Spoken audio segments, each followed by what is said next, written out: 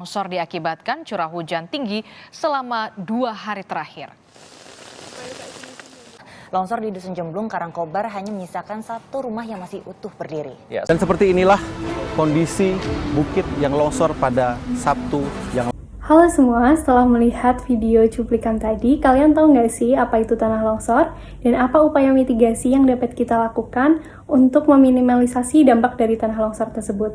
Biar nggak penasaran, yuk simak video berikut.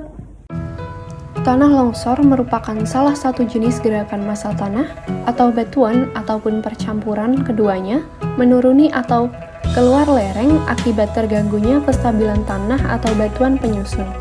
Tanah longsor seringkali dipicu oleh curah hujan yang tinggi dan terjadi selama beberapa hari. Selain itu, gempa bumi juga memiliki potensi untuk memicu pergerakan tanah sehingga terjadi longsor.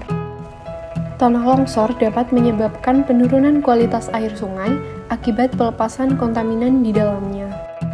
Longsor yang dipicu oleh curah hujan yang terjadi di pegunungan menimbulkan ancaman bagi manusia dan lingkungan.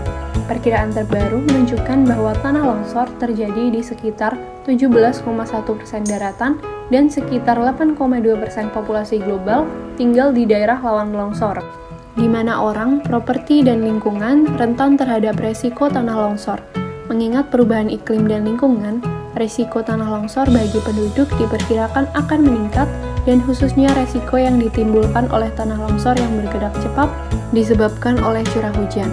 Oleh karena itu, kemampuan untuk mengantisipasi terjadinya tanah longsor merupakan kunci untuk pengurangan resiko yang efektif.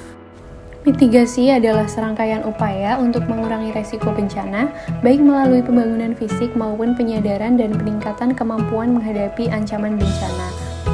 Upaya mitigasi yang dapat dilakukan untuk memperkecil resiko tanah longsor antara lain menghindari daerah rawan bencana untuk membangun pemukiman dan mendirikan bangunan berpondasi kuat. Struktur bangunan yang tahan longsor seperti struktur jangkar dan tiang pancang dapat membantu mencegah kerusakan bangunan. Yang kedua, mengurangi tingkat keterjalan lereng dengan terasering menggunakan sistem drainase yang tepat.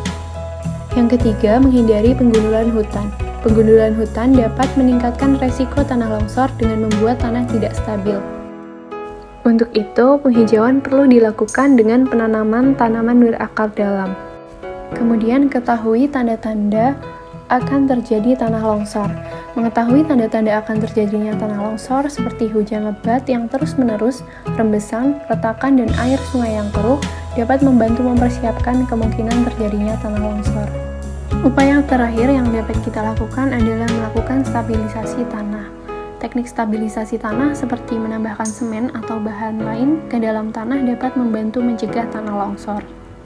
Dalam mitigasi bencana tanah longsor, peran tenaga promosi kesehatan adalah pada pencerdasan dan penyadaran menghadapi ancaman bencana, melakukan penyuluhan tentang upaya-upaya meminimalisasi terjadinya tanah longsor, membuat media yang dapat diterima masyarakat tentang serba-serbi tanah longsor, dan meningkatkan literasi manajemen bencana digital. Apabila bencana longsor telah terjadi, evakuasi cepat penting untuk menghindari korban jiwa. Selalu pantau sumber informasi dan tidak mendekati area yang longsor untuk menghindari bencana susulan.